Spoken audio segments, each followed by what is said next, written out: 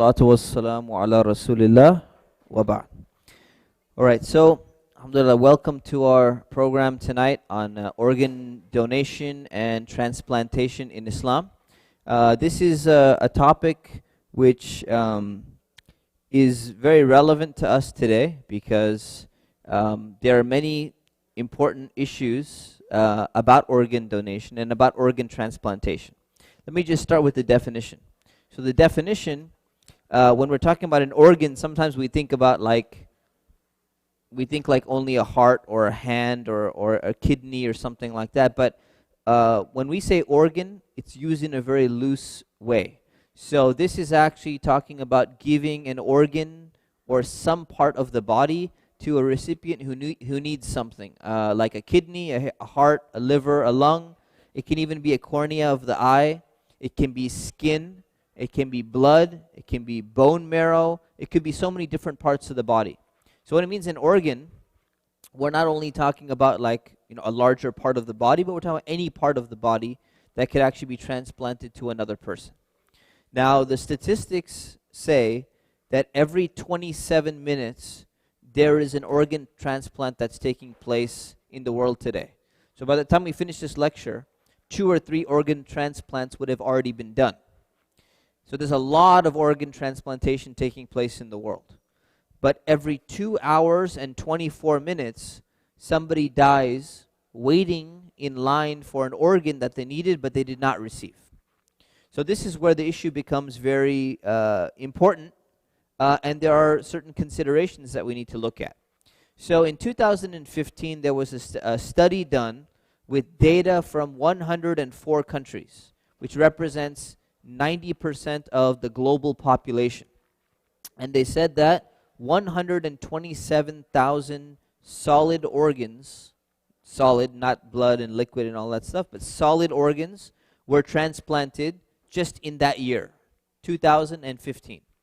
And out of all of those 127,000 transplants, 41.8% of them were living kidney transplants, and 21% were living liver transplants. This is very important when we talk about Islam's status and what the different fatwas are on this topic, because I want you to keep this statistic in mind. So 41% living kidney transplants were all the transplants that happened in the entire world. 21% were living liver transplants. Living meaning the donor was living. They were not deceased. Okay? And then out of that same number of 127,000, there's 32,800 deceased donors giving other stuff. Okay? So in the United States alone, 2017, there were 34,770 transplants, and 7,000 people died waiting for a transplant. And 80% of the ones that died, guess which organ they were waiting for? Kidney. Okay, kidney. So, with that said, the question is, why do people donate? And why do they not donate? Why are organ transplants taking place, and why are they not taking place? Why are some people, either not giving their organs, or why are they unable to give for some reason? Well, when it comes to the attitude that people have towards organ donation, there are 7 main factors that influence their decision whether they're going to donate or not donate.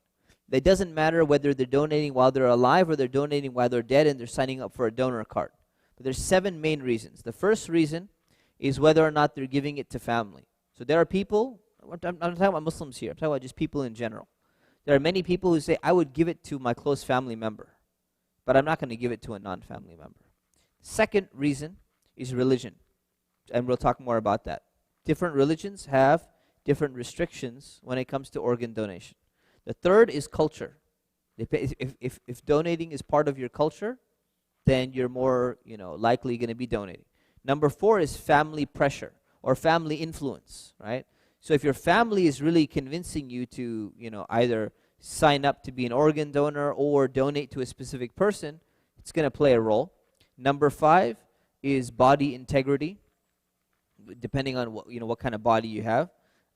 Number 6 is, and also body integrity, the same category comes in terms of what's going to happen to your body later on, right? If you donate. Number 6 is people's attitude towards the healthcare system. So if you are mistrusting of the healthcare system and you don't trust pharmaceutical companies and you're a little bit skeptical of doctors because of your previous experience and all that, it's going to affect whether or not you want to donate. And number 7 is fear of early organ retrieval. Okay, what fear of early organ retrieval basically means is they say, I'm concerned that if I get into a car accident and I end up in the hospital, they're just going to take my organs out before I'm even dead, and it's going to kill me. So there's a concern that people have. So these are 7 main reasons why people, 7 reasons that affect people's attitude towards donating in the first place. Now, in terms of religion, this is the main thing we're focusing on about Islam's stance. But let's look at other religions. Who are the people, from their religious perspective, they're a little bit skeptical of donating? So among the groups, we have some Native Americans. In their religion, there's an issue with donating organs. There are gypsies, Roma gypsies. If you've ever heard of the gypsy people, there's also a concern that they have. Confucianists also have a concern with organ donation. Shintoists, people who practice the Shinto religion, have a concern. Some Orthodox Jews and Orthodox rabbis have a concern. Buddhism mostly is against the practice of organ donation because it's disrespecting the bodies of ancestors and is considered to be something against nature. Jehovah's Witnesses have a requirement that organs must be drained of any blood, and this is due to their interpretation of the Hebrew Bible or the Old Testament as prohibiting blood transfusion.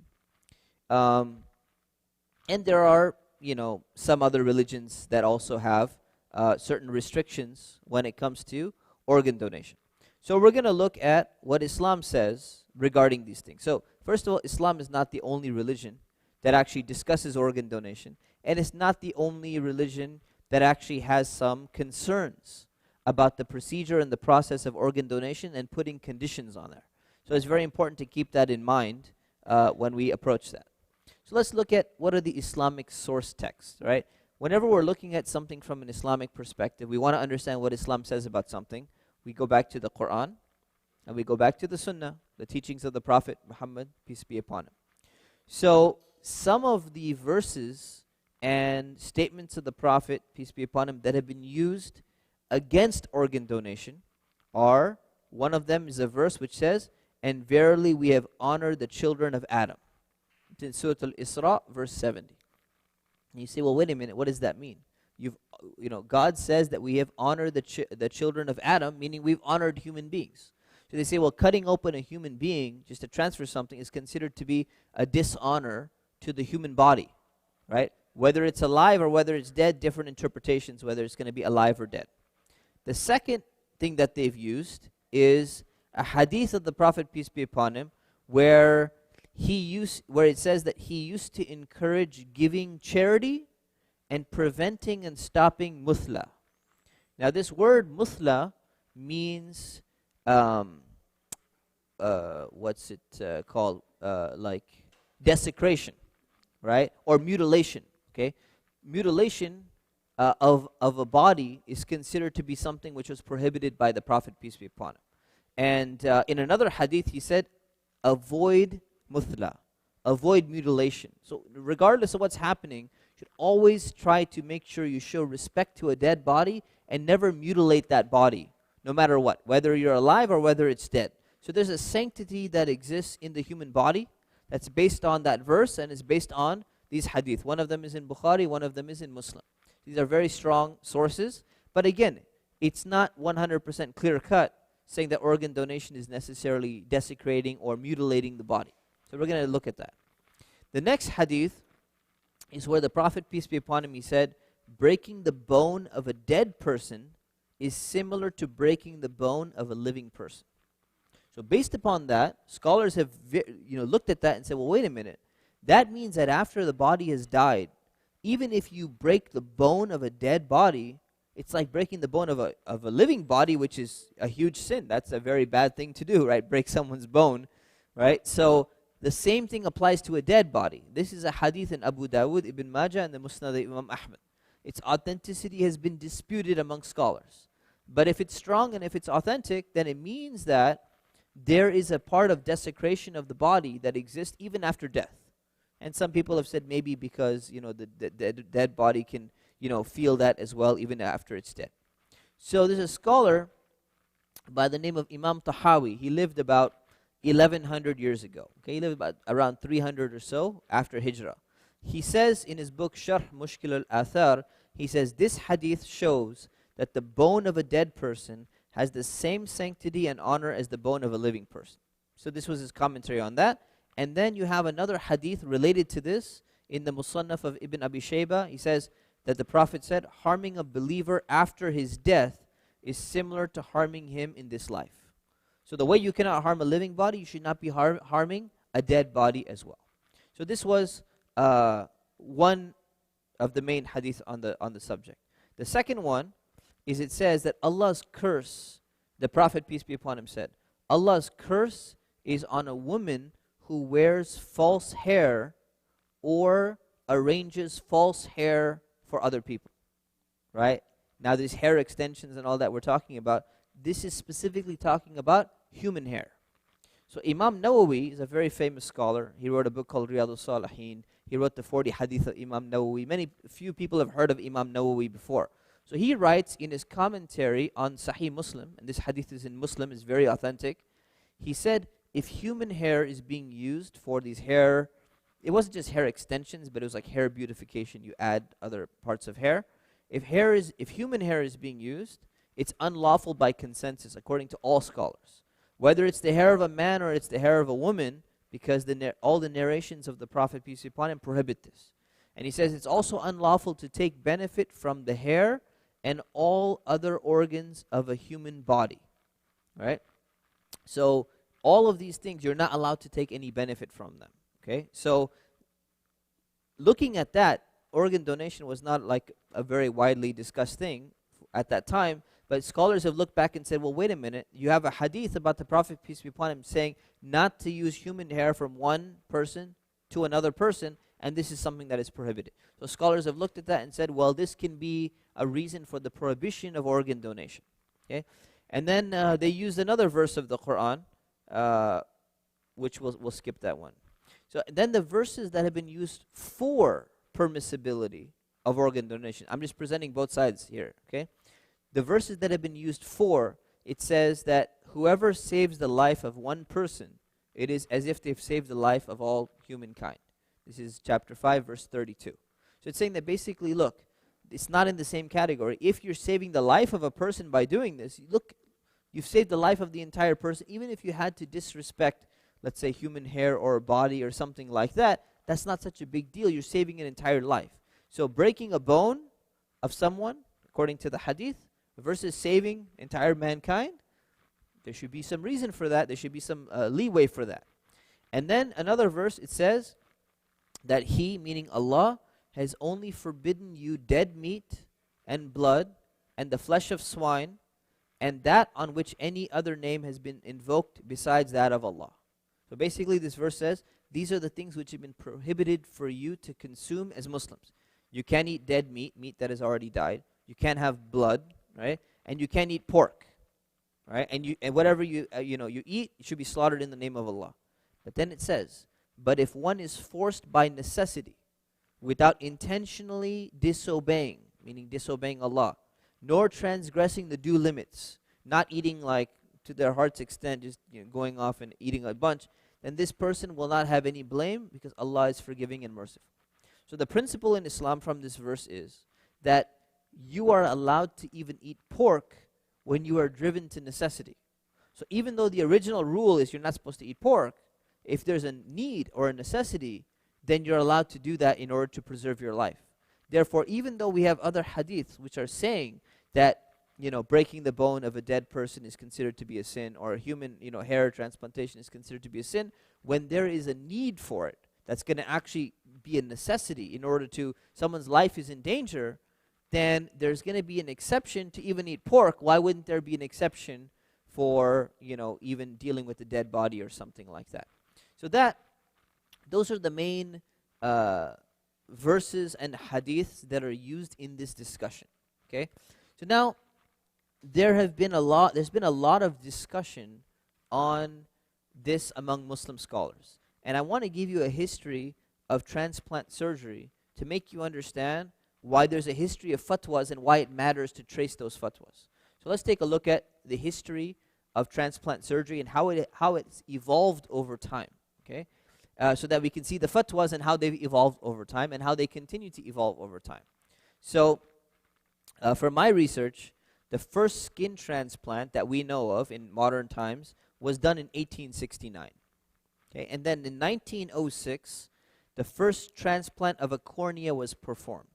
All right, so now I want you to think about that. Between 1869 and 1906, guess how many Muslim scholars are going to be talking about cornea transplants?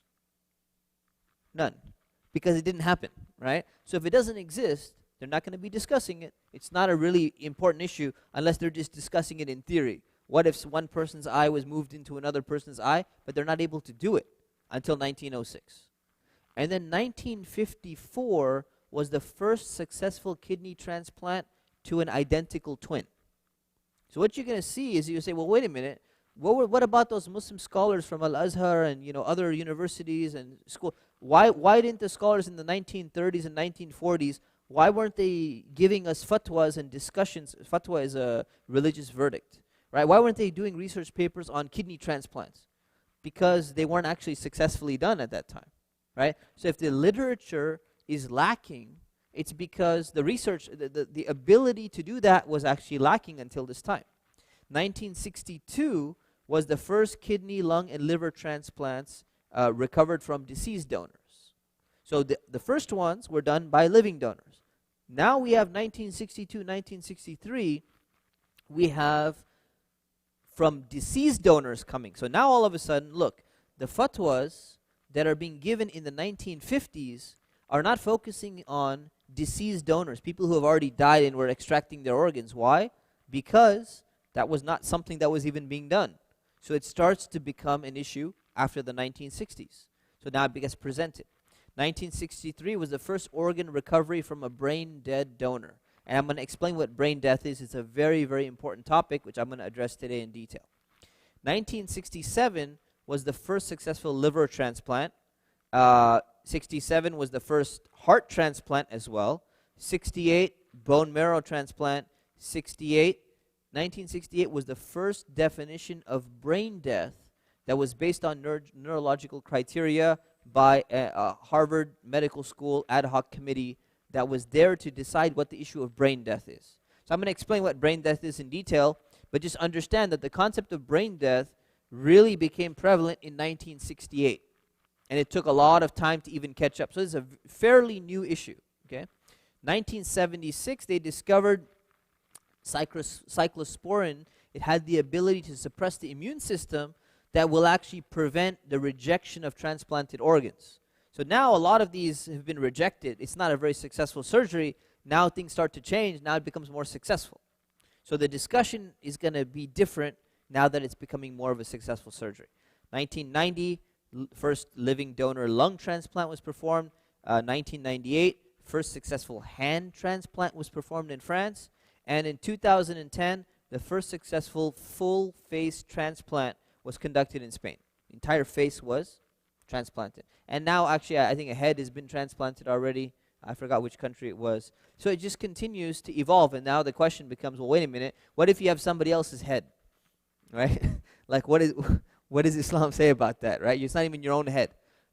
It's going to get to a point where not in the near future we may actually have so many different body parts of other people, and we may actually have different body parts which are not even, they're robotic.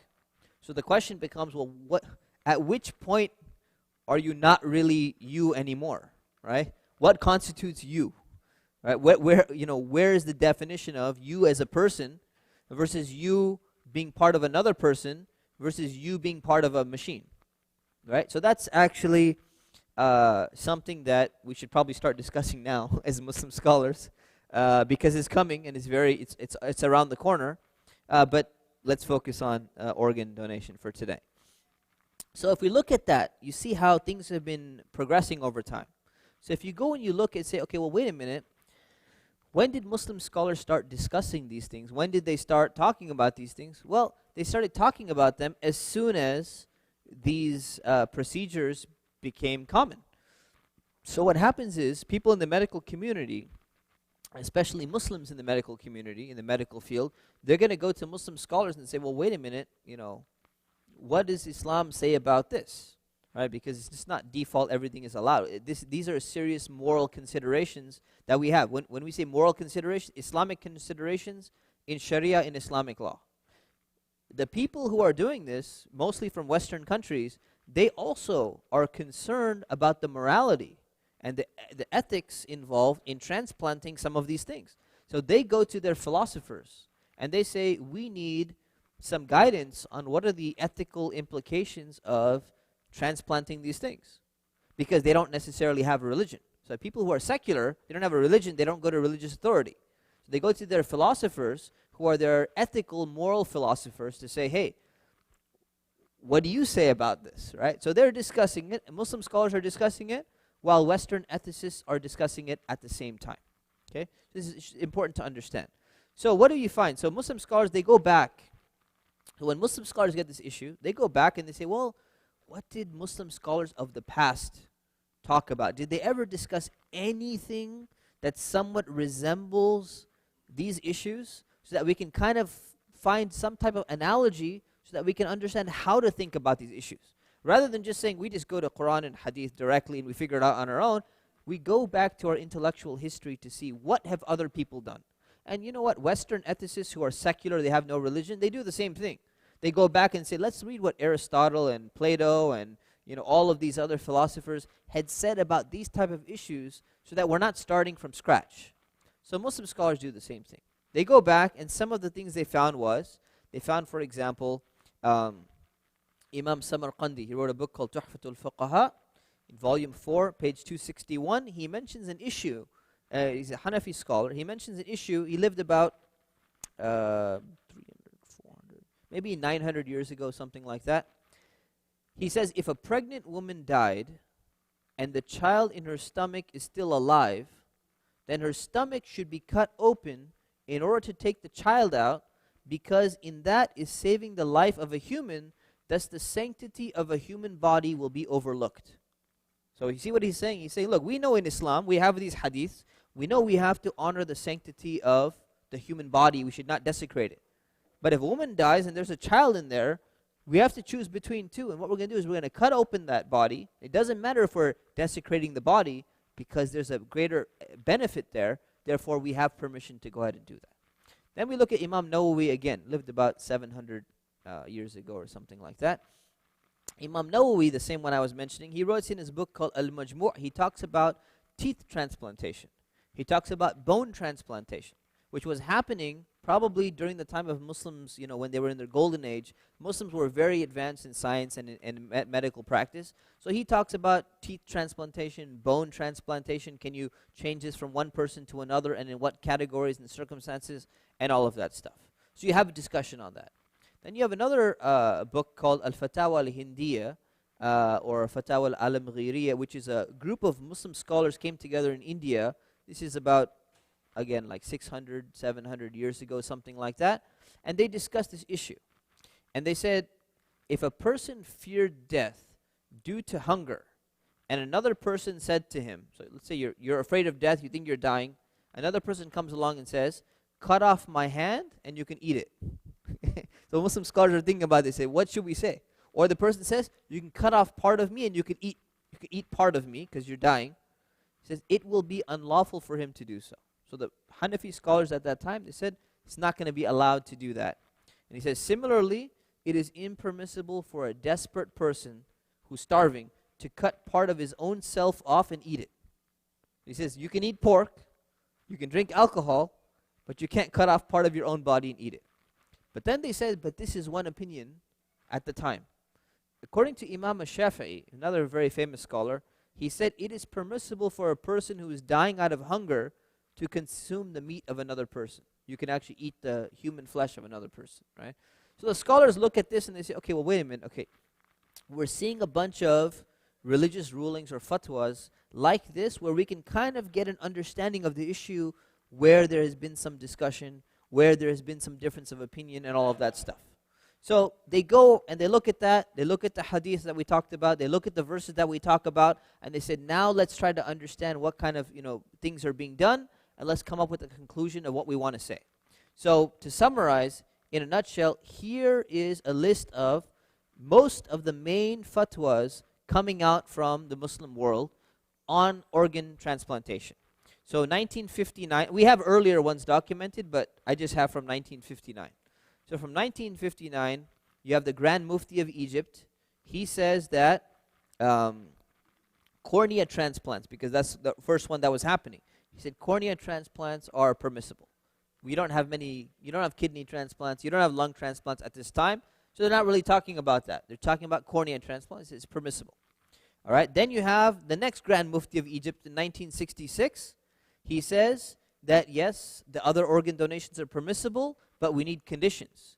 You cannot trade in organs. You cannot be selling organs. There need to be other restrictions and all of that. Okay? So that happens in Egypt. Then you have 1967, the following year, Mufti Muhammad Shafi', right? He is the Grand Mufti of Pakistan. He writes a pamphlet and he says organ donation is prohibited. Keep in mind, 1967. Okay? So what you do is you realize that he's someone who greatly influences the Indo-Pak subcontinent scholars at the time, and his son is the famous scholar Mufti Taqi Uthmani, who's very well known in the world today, who until recently he was abstaining from issuing a verdict on this issue. Then you have 1969, you have an international conference in Malaysia who says that organ donation is permissible in general. And then the Algiers Supreme Islamic Council says it's permissible. And then you have a bunch of other people. Supreme Council for Fatwas in Jordan says it's permissible. Senior Ulama Council in Saudi Arabia says it's permissible. The next fatwa. So you have all these fatwas coming down all the way from different groups, sometimes from an individual scholar, sometimes from a group and collective scholar from a country. And what happens is that while the technology is changing, sometimes the fatwa is changing. Okay, so we're going to see that in a moment. Now, out of this list, the most influential bodies that exist over here are a few. One of them is the IIFA of the OIC. IIFA is the Islamic Fiqh Academy of the OIC. OIC is the Organization for Islamic Cooperation or something like that. It's like the group of all these Muslim countries. It was established in 1981 in Jeddah, which is in Saudi Arabia, and they ruled that live donation and cadaveric donation, meaning deceased donation, is allowed in principle. But then they put a bunch of conditions there, but they said generally it's allowed. This fatwa is one of the most prominent fatwas that exists in terms of the one that people quote so much. It's from 1988. Islamic Fiqh Academy, Book of Decrees. It's even quoted on the government's website, organdonor.gov. If you look at the religions, they quote this fatwa and say, see, it's permissible for Muslims to go ahead and donate organs according to this fatwa, where you have a representation of many different scholars coming from many different parts of the world. So they say in principle. But then if you read the fatwa very clearly, they have this wording here, and they say, all cases having to do with this topic are subject to further research and discussion, and they should be studied and discussed in a future session in the light of medical data and Islamic rulings. So they're saying this is kind of like a preliminary statement that we're giving you, but we need a lot more, detail, we need more research, we need this, we need that. So don't assume that this is like some kind of be-all, end-all binding type of thing. Okay? The second most influential body is the IFC, is the Islamic Fiqh Council, from the Muslim World League, which was established in 1977 in Mecca. Also has scholars coming from around the entire world, all meeting in Mecca discussing issues like this. So in 1987, they had a fatwa that was released, which says basically the same thing, that live donation and cadaveric donation, deceased donation, is allowed in principle. Okay? So you have these two very prominent bodies saying that it is permissible to, have organ donation, kidney transplants, whether the body has died or whether the person is alive, it's all allowed, okay, with some conditions, which we'll talk about.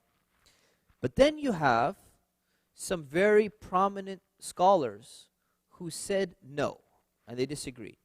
One of them was, I said, Mufti Shafi', right? The Grand Mufti of Pakistan in 1964. He says it doesn't matter whether it's medically necessary or it's not necessary, it is not allowed. He's used the hadith of breaking the bone of a dead person. He says that Allah owns your body and you cannot give another part of your body to anyone else. And then he gives, some other explanation. So he was a person who was very prominent in Pakistan and in India, right? And in Bangladesh, I assume, who's really set the tone for many people saying, no, this should not be allowed. We should not be doing this organ donation. The second one is Sheikh Sha'rawi in Egypt. So those of you who have ever heard of Sheikh Sha'rawi, is probably the most famous scholar, popular scholar that ever came out of Egypt. He used to be on a TV show. He used to have a tafsir program, the most widely watched TV show in Egypt at the time. They say that the streets would just shut down during his TV program. He's very, very popular. He just died recently in 1998. So Sheikh Sha'rawi, he also believed that organ transplantation was impermissible in all forms.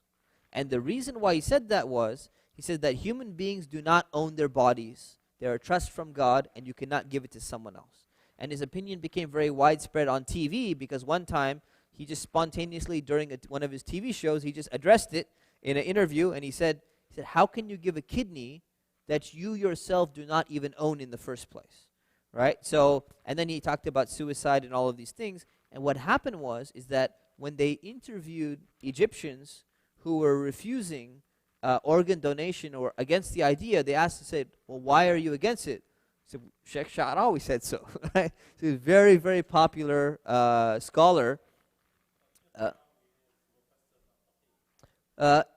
He's a graduate of Al-Azhar, right? So to say he's mufassir and not faqih, again, he's a graduate from Al-Azhar. He may not be a specialist in these issues, but this is alhamdulillah, this is his opinion.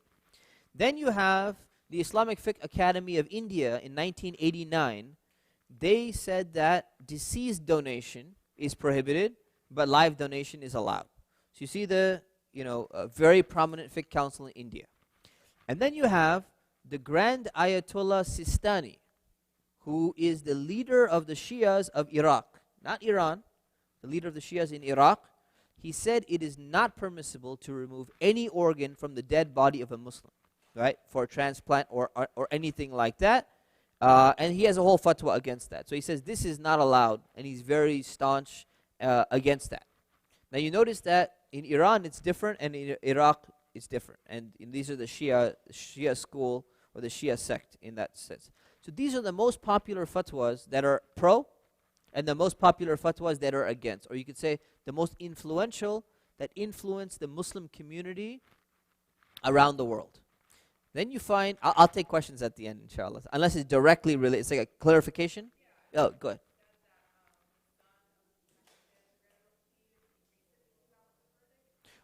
So yeah, the son, Mufti Taqi Usmani, is the son of the Grand Mufti.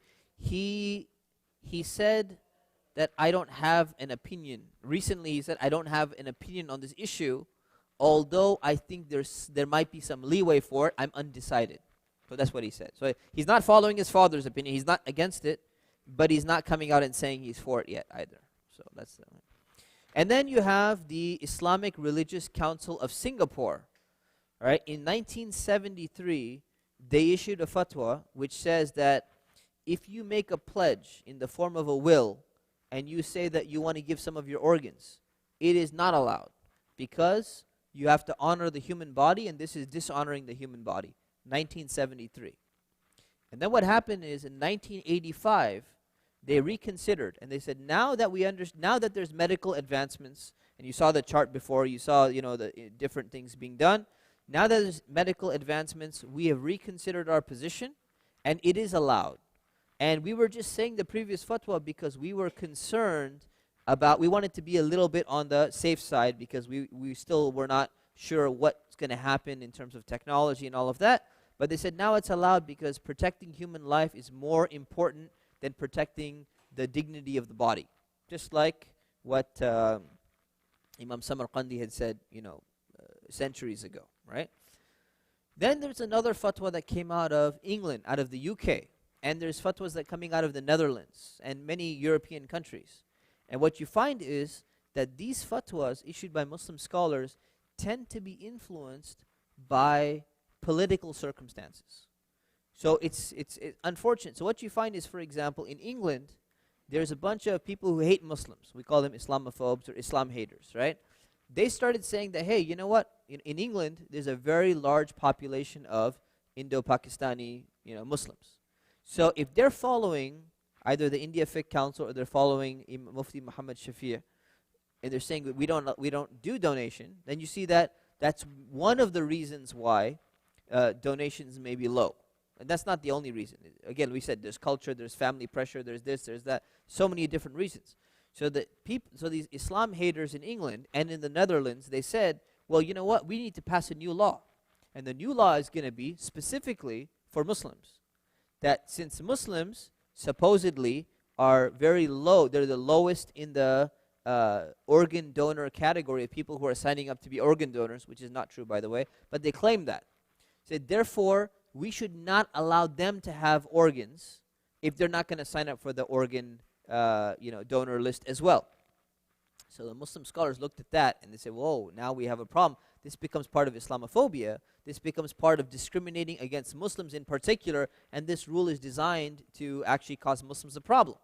So what ended up happening is that, some of the Muslim scholars, they said, now we have a problem. We're trying to survive as Muslims, as a minority in Europe, and we're being discriminated against, and we're a small minority, and we need to do something which is going to, establish ourselves in Europe. So what happens now is you find that there's more leniency in kind of adopting and acknowledging any type of general medical practice that comes out in order to kind of appease the society of making sure that we can exist and remain in Europe and all of that. But what you found is, when you find researchers who actually investigated this, they said that one of the most common reasons for not wanting to be an organ donor is not just religion. It's actually one of the most common reasons of wanting to donate an organ in your community is feeling a sense of solidarity with the broader community and believing that donated organs are put to good use. Right? It's a precondition. Now the problem is, if you study Muslims in Europe and you ask them whether they feel a sense of solidarity with the general Muslim community, outside of England maybe, you look at France, you look at Spain, you look at Italy, you look at the Netherlands, you'll find that Muslims in Europe are very different from Muslims in America. They tend to be, there was immigration of more blue-collar workers and all that, but they tend to be more marginalized, especially in places like France, even in Germany, even in especially Netherlands, especially Spain, especially Italy. They're very marginalized, so you can see that it's not only a religious factor that is causing them to not be so interested in donating organs per se, but it's actually part of their sense of solidarity they feel with that community that exists. So you have this few fatwas that were passed in Europe that are very much not in line, or they're more accommodating then you find all the other fatwas coming out of the Muslim world.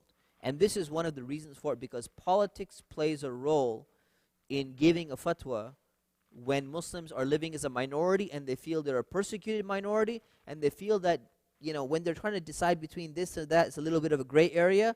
They want to kind of choose the gray area on the side where it's going to be in their own best interest from a political perspective. So we have to keep all of those things in mind when we're analyzing these fatwas and understanding them. So with that, there are certain sub-issues, right? So again, going back to this list, if you look at the list across the board, the vast majority, I know it's kind of small, the vast majority of all of these bodies have said that it is permissible in principle. Organ donation is permissible in principle, the vast majority. Now the minority is a small minority, but it's a significant minority. Okay, so it's not just like some dismissed minority, it's a significant minority. But at the same time, people should not confuse this and think that because you have all the X boxes checked in the permissible category, that this is some kind of blanket approval that all of these people are saying that, it's okay. So there's a paper that came out by Van den Branden and Brocart.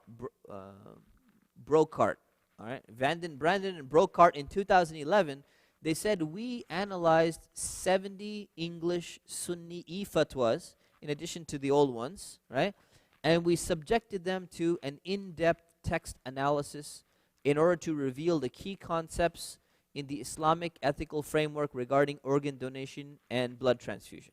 And what they said was, our analysis shows that all 70 fatwas allowed for organ donation and blood transfusion.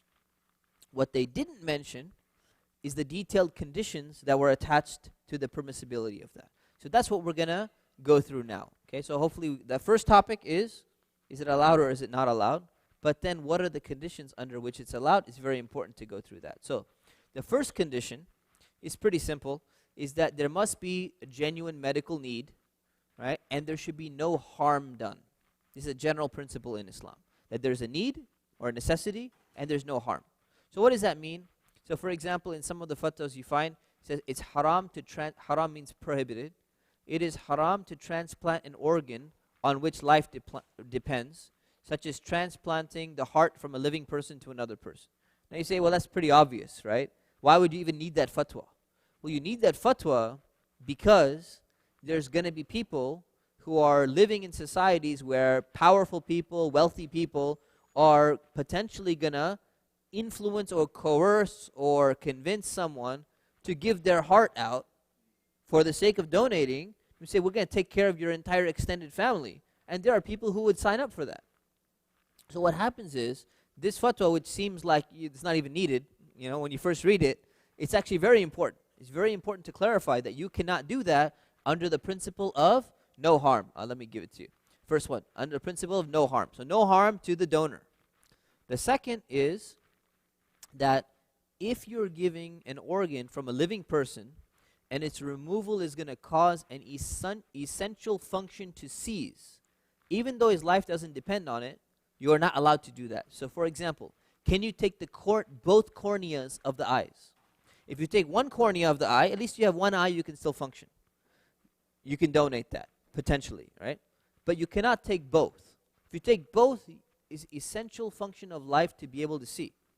If you're going to lose both corneas, you're going to be a problem. So they said that is prohibited because you're giving up an essential function of life. You should not be allowed to do that. Now that's important because, again, you're going to have the same issue. You're going to have people in societies who are pressuring, powerful people or wealthy people are pressuring other people to give that up. And they say, look, I'm willing to give up my eyesight in order to get my family out of poverty. People would be willing to do that. And they say, no, this is not allowed under this principle. So the idea of genuine medical need, the idea of no harm either to the recipient or to the donor. It's a pretty basic one, pretty much agreed upon by everyone. The next one is absolute respect to the human body. So what does that mean? It means that the process of organ donation needs to uphold the dignity and the honor of the dead human being, right? So we're talking about the human body. When you're alive, they're going to cut you up, they're going to sew you back together. But what about the dead body? The dead body, when it's cut up, it needs to be done in a way that's actually necessary, right? There's a genuine medical need of cutting up that body. And you're going to make sure that you're honoring that body by making sure you put it back together properly, and a correct burial is going to take place. There's no unnecessary delay in the burial, and so many, so on and so forth. Like in Islam, we're not allowed to cremate bodies. We're not allowed to desecrate bodies and stuff like that. So this becomes a problem, actually. The reason why it becomes a problem is you have one Muslim family. We were sitting in a group of scholars at the Fiqh Council of North America discussing an issue, and one of the imams was there and said, I have some member of my community whose son signed the donor card and died in a car accident. They took his body. He was a teenager. They took his body, and when the body came back, everything was gone. All the organs, all the bones were gone, even the muscles were taken out. It was like a bundle of skin given back to the family. And the family was very disappointed. They said, what is this? What did you do? And they said, well, he signed the donor card, and that's what happened. So I said, well, this would be an example of not absolute respect to the human body. To what extent was that necessary? To what extent was that something that was, something important? So that becomes an issue. Another issue is, and this is not only for Muslims. So there was another guy by the name of George Eisenbeis. He died in 2011. So you have this in courthouse news. So there was a lawsuit that was filed against the California Transplant Donor Network. And the reason why there was a lawsuit is because the family said, yes, we're going to give his body to take some of the organs out, but we insist that we want to make sure that the body is still intact so that we can have an open casket funeral. So now in Islam, we don't do this open casket thing, right? Okay, but in many Christians and other religions, they do the open casket and they want to decorate and they want everyone to see. So they say, we want the body back in a way that we can do an open casket so that everyone can see and it's still, body looks good. And they said, yeah, no, don't worry about it. And then it comes back and the body is like, while the open casket is going on, like he's bleeding, a hand is missing, a leg is missing, all sorts of things. And they're like, what happened here? Like, so they filed a lawsuit against him and said, you promised us that you were going to do such and such thing, but you didn't. So what's happening is you find that the Islamic definition of respect, absolute respect to the human body, is different than the American definition of respect to the human body. So they're going to say, yeah, we're going to respect the body. But there's a different type of respect that they have in terms of our standards and in terms of their standards. So that's another problem. Okay? So that's something to keep in mind. So when people sign up for the donor card, they always ask, do you sign up, do you not sign up? It's state by state, whether you can opt out, whether you can restrict things, whether they're going to even follow through on what you want versus whether they're going to do what they think is best and then tell you, hey, we respected the body, it suffices. Okay? The third one is no reproductive organs. So this is pretty much agreed upon, that you cannot transplant reproductive organs because they're carrying genetic inheritance from the donor.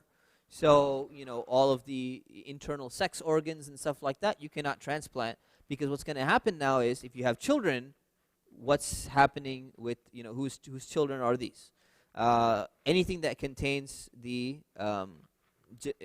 genetic material per se. The next one is explicit consent. And this becomes a really big issue even in Islamic law. So explicit consent means that the donor himself, the person themselves, must be willingly giving permission to donate that organ. Right? You should not be coerced and forced to decide, that someone else is going to make a decision on your behalf. But then you have some concerns here. So the first question is, what if the person died and they did not indicate their permission? Can relatives decide on their behalf that this is what they want to do or not? So the vast majority of scholars have said no. There are some scholars like Sheikh Tantawi from Egypt, they said yes, they can. They're allowed to go ahead and say that. So even if they didn't want it, your relatives, they can go ahead and make that decision. Now again, this comes with ethical problems, right? Assuming that, you'll have some families say, you know what, this is really what they would have wanted, and maybe that's what they would have wanted. And you have some other families, always was a disobedient child. Let's give out his, I doubt anyone would do that. But, there's going to be a reason for that, right? So the problem is, who's going to decide? Who has to decide? Are relatives allowed to decide or not? Then you have another issue. The Kuwait Fatwa Council in 1979, they ruled that you're allowed to transport organs from the deceased with or without the deceased's consent, meaning the state can decide for you when you die whether or not we're going to take your body. So the state has ownership of your body to decide, even if you don't want to, even if your relatives don't want to, the state comes in and says, we have made the decision to do that. So it becomes a very big ethical issue. So it's an Islamic issue, and it's an ethical issue among Western ethicists, and it's not been resolved. So you find that in some Eastern European countries, some former Soviet Union countries, there's a different standard than you find in other countries. So it becomes another concern. Then the issue of compensation. No compensation should be allowed for selling an organ. Now again, if you remember the statistics that I mentioned, right? A person is dying every 2 hours and 30 minutes or so, right? I mentioned, because they can't get an organ. So I say, well, you know what? People are waiting. So just imagine all those people who are on waiting lists and they're dying because of organs. They would be like, hey, wait a minute, I'm willing to pay whatever it takes. I'll give $1 million. So in 1999, if you remember the tech boom, eBay was popular. So someone put a listing up there, one functional human kidney on eBay. And the bid started going up. It reached $5.7 million. And it was not a joke, right? Someone was ready to pay on eBay $5.7 million, and then eBay had to block the auction and shut it down. Because it's not allowed. Because against the law. It's against the law in America. It's against the law in pretty much every single country in the world except one. Does anyone know what country that is? It's not Pakistan. It's not India. It's Iran. It's Iran. And I'm going to come to that right now. So, here's the issue now, okay? The issue, first of all, is that when we say that you cannot receive compensation for organ donation, right? And I just said that there's an international law. Everyone says you're not allowed to sell organs, right? The reasoning behind it is they don't want the rich being privileged over the poor when it comes to selling organs. But when there's legal loopholes. And what a lot of people don't know, even people who are like hardcore, we got to sign up everyone on the organ donor list, and they're very active in politics and all that stuff. What they don't know is that there's a legal loophole in America, in the American law, about selling organs. So you can't sell an organ, but you can sell tissue. So there was an article in 2012 in the Huffington Post that says that the title of the article is "Abusing the Gift of Tissue Donation." So basically what they wrote is that families often don't know that when they okay donations to nonprofit organizations such as the California Transplant Donor Network, the tissue regularly goes to for-profit companies in order to feed a billion-dollar industry that uses those tissues from everything to repairing a knee to plumping up a penis. Okay? And then it says, few states in America require that companies tell their families that their loved one's tissue can be sold overseas. They can be sent to a for-profit company, or they can be used in cosmetic procedures such as wrinkle fillers and nose jobs. So what's happening is, that boy I gave you an example, they took everything out, right? There is no law in America that prevents those tissues from being sold to a for-profit company. In fact, it is very routinely sold to a for-profit company, and people who are, signing up for that don't realize that they don't realize that because the California Transplant Donor Network is a nonprofit organization. So I'm giving it to a nonprofit organization, but the nonprofit organization is selling it to a for-profit corporation and is exporting it to another country, or it's going into people's noses or whatever it may be, and that is desecration of the body, because not absolute respect to the human body, not for a genuine medical need. So I understand people don't like wrinkles, but cutting up someone's body in order to fill your wrinkles is not considered to be a valid excuse according to Islamic law. So that becomes a problem, right? And then they said in 2010, there was a study by researchers, Laura Siminoff and Heather Traino, where they said 70% of donor families said that they would object to a loved one's tissue going to a for-profit business. Yet, fewer than 1 in 5 said that they were told that the harvested tissues is actually going to a for-profit company. So there's a lack of transparency in knowledge about this, and Muslims should not be naive with regards to this as well. So that's when it comes to tissues. But organs, you cannot sell. It's not legal to sell that, except in Iran.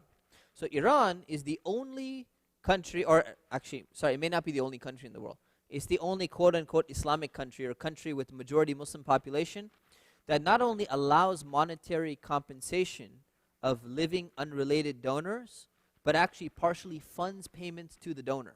So the government themselves will actually partially fund payments. Now the reason why they do that, again, they're from the Shia school of thought, they've issued this fatwa, but Ayatollah Sistani from Iraq is completely against this as well. But Iran does this, and their argument is this. The argument is, people need the organs, and other people need wealth, and we're trying to save life, and even though, yeah, you could talk about potential exploitation of the poor and this and that, we are intervening, we are helping, and we put certain conditions in there. So one condition is, no one under the age of 18 can do that. No one over the age of 45 is going to be accepted for donation, right? And then some people will say, I'm sure a lot of people from America, as much as they hate Iran, they would love to fly over there and get themselves a kidney or a liver or whatever it may be. But there's one more problem. Iran has a rule, and they said that the donor and the recipient needs to be from the same nationality, so tourist transplantation is forbidden. We will not accept anyone from outside. If you're an Iranian, you can donate to another Iranian. We don't want people coming from all over the place and stuff like that, okay? So that is, so this becomes an issue now. Again, we have the Islamic rule. All Muslim scholars, right, from the mainstream Muslim scholars, they say you're not allowed to sell that. It should be for goodwill purposes and all of that stuff. But then you have Western countries, they say the exact same thing. You're not allowed to sell that. It's very, very bad. But then here we have an issue, is that can an argument be made that the dictatorship Iran actually cares more about the life of people than these secular liberal democracies who are saying that we care about life? It's an interesting question, but again, all the scholars have said it's not allowed, so I'll just leave that for another case. The idea of religion mattering. Does religion matter in terms of the transplantation and all of that? This is an issue in the Muslim world. I know Americans, people who are Muslim minorities, they're probably like, no, religion shouldn't matter, that's discrimination, this and that. Okay, get out of your Western mentality for a moment, right? When you're in a Muslim majority country, right, it matters. So you have Sheikh Qaradawi, you have many other scholars, they say that if an organ is being donated, it needs to go from a Muslim to a Muslim. It should not be going to a non-Muslim. And they have all of their explanation. And they say if there's an apostate, someone who's left Islam, a Muslim's organ should not be going to that apostate or to a non-Muslim who is at war with Muslims. Sorry, to clarify that, right? So all of these things play a role. I'm not going to get into that issue. It's not so relevant to the Muslims here in America or in the West. The last one is very important, is brain death. So the question is brain death absolute death? So what is brain death, right? So the ad hoc committee of the Harvard Medical School to examine the definition of brain death, they issued this report in 1960 whatever I mentioned before. They said that brain death is the state of what we call irreversible coma. So here's the issue, the way it came about. People who are in a coma, can we harvest their organs, right? So some people were looking at that and saying, yes, we should. There's other people lying. We don't know when this person is going to wake up from their coma. And some people, they unplug people when they're in a coma and they die, right? We don't want them sitting on life support. So wait a minute. These organs are perfect. They can save the life of somebody else. There's oxygen circulating. They're still alive. They're still breathing. These are the best organs we can get. Let's get it from the person in a coma. Then you have other people say, well, wait a minute. That's unethical, because what if they wake up from their coma 2 years later? What if they have the potential to wake up?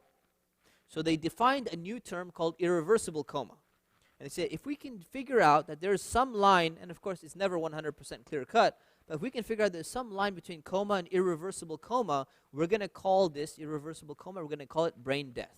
And brain death is basically brain stem is not functioning, and we think, or we have a good reason to believe that there's no possibility of functioning. So they said specifically that it no longer functions and has no possibility of functioning again for all it's for all practical purposes dead.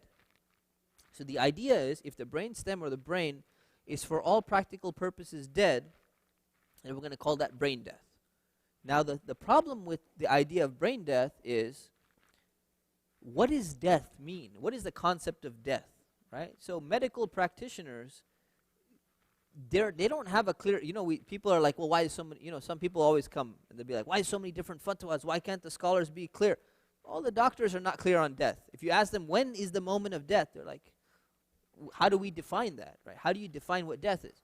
So the reality is, death is a process. Like birth is a process, right? Same thing, when you define when life begins, right? Something is people are not clear on. Medical practitioners are not clear on it. Medical practitioners and researchers and scientists and all, they're not clear on when you define exactly when death happens, especially now with technology, right? You can keep everything moving, all your heart is beating, all your systems are functioning. When are you considered to be dead? Just like I asked you in the beginning, right? When you have robotic parts and you have a head transplant from another person, when are you considered to not be you anymore, right? When are you considered to be a different person? These are very difficult issues, and they're not medical issues. They're actually philosophical issues. So that's why scholars, Muslim scholars and Western moral philosophers are actually the people who make this decision. And one of the problems that happened was, in many of these councils, the Muslim scholars, they just said, well, let the doctors figure out what death is. If they'd said the person is dead, then he's dead. Doctors are going and say, well, wait a minute, we don't know what death is. We're not sure. We're asking you. And the scholars go back and say, no, we're asking you figure it out. So there's a problem. So in Egypt this happened. There's a very interesting quote. Let me tell you the quote here. So there was a quote from one of the papers on transplants in Egypt, an analysis of doctors' discourse, from a journal called Body and Society. So the doctors were writing, they said, when we and our professors, we speak to the muftis at the Darul Iftah, which is in Egypt, it's a place where fatwas are issued, they say it's halal. Organ donation is halal. But it leaves so much up to the doctors that we're not certain about it. So they're saying it's halal, and you figure out the moment of death and all of the other stuff. They're like, but we don't know the moment of death. We have a problem ourselves. We're trying to figure that out. It says that the doctors themselves saying we're not comfortable with some of the fatwas that are coming up because they're not clarifying things for us, right? So again, here's a diagram of the beginning of life, end of life. You notice there's a curve. So there's a death is a process. So at what moment do you declare a person dead? It is not very clear cut. So what you have is a bunch of questions, right? The first questions are, what are the vital functions of the brain? Who is going to determine what the vital functions of the brain are? Is there a conceptual basis within Islamic law for brain death? Is there some basis for that, right? The idea that was brain death was basically determined for the purpose of procuring organs. It doesn't have any other medical function. It was defined for that specific reason. Basically, we need organs from people. We want them to technically be living in a sense because that's when the organs are the best. If they die, oxygen is not coming to the organs, they begin to deteriorate immediately. How can we figure out an exact perfect line where we can get the organs right at this moment while maintaining the integrity of the organs so that they can be used in a proper manner, right? So that's what, so a bunch of questions come up. Then the question is, do physicians or scientists have to determine the irreversibility of these brain functions as a matter of fact or as a matter of procedure? And then what level of certainty do you need to figure out whether this person has been declared brain dead or not? So there's a study that was done, and they said basically in medically, the prognosis of death is mistaken for the diagnosis of death. And if you're in the medical field, there's a difference between diagnosis and prognosis. I'm not going to get into it due to time. So here is a list of fatwas which actually talk about whether or not brain death is accepted. And what you find is some of the very prominent Muslim scholar councils accepted brain death as a definition of real death. And they said it's okay because that's how the medical industry told us. The scientists and the doctors told us that brain death is death. They say, yeah, sounds good, so we'll go ahead and accept it. Otherwise, cardiac death, cardiac pulmonary, death is the original definition of death. This new definition of death called brain death, which was something that came out, you have a bunch of fatwas where people are allowing that and saying, yes, it's going to be fine. But remember I said about the Singapore fatwa, how it changed? In the beginning, they said organ donation is not allowed. With the advancement of, when they understood the issue better, and with the advancement of technology, they said, oh, no, organ donation is allowed. Now we understand it better, and now there's more advancement in technology. The irony is that now that technology is developing, now that Muslim scholars and medical practitioners and philosophers are better understanding what brain death, quote unquote, actually is, they're reversing and changing their opinion and saying brain death is a very problematic concept. We gave the fatwa in the 80s and the 90s that, hey, well, Harvard said brain death is brain death and this and that. Now they're changing their mind, and they're not the only ones changing their mind. Even Western philosophical ethicists are changing their mind and saying this is a very problematic concept. It's something that we need to go ahead and look at in more detail. So, with that, I got to conclude because we're about to pray. There's a body called the Fiqh Council of North America, which I'm part of. They issued a fatwa in December 2018, which basically outlined a summary of these principles. And I'm going to summarize them real quick. Organ donation and transplantation is permissible in principle with conditions. It's an act of charity when you have a good intention. Condition number 1, you cannot sell the organ. Condition number 2, there should be no harm to the donor or the patient, and it needs to be minimized as much as possible. Condition number, 3. Condition number 3, you need to have informed consent of the donor, not of their family, not of the state. It has to be of the donor. Number 4, they cannot take out vital organs while living, like the heart and stuff like that. Condition number 5, the deceased donation after cardiac death, the deceased donation can only be done after cardiac death, not after brain death. Right? This becomes a problem of heart transplantation and all of that stuff. Number 6, no reproductive organs, the ova, the sperm, uterus, all of that cannot be donated. And on the last thing, they said, on face and partial brain transplants, we have no opinion, and we're calling for people to do more research. And on the brain death, we're calling on people to do more research. So after discussing it for 3 years, I was in all 3 of the meetings. This is the final thing that has been released, and we're waiting for that. So that's the kind of the conclusion, and we'll conclude here, inshallah. If you want questions, there's questions. Stick around. I'll stick around after the prayer, inshallah, and you can come to the back of the musalla and ask me questions, inshallah ta'ala. Subhanakallahumma bihamdik, nastaghfirukallah wa natubu ilayk. Assalamu alaikum wa rahmatullahi wa barakatuh.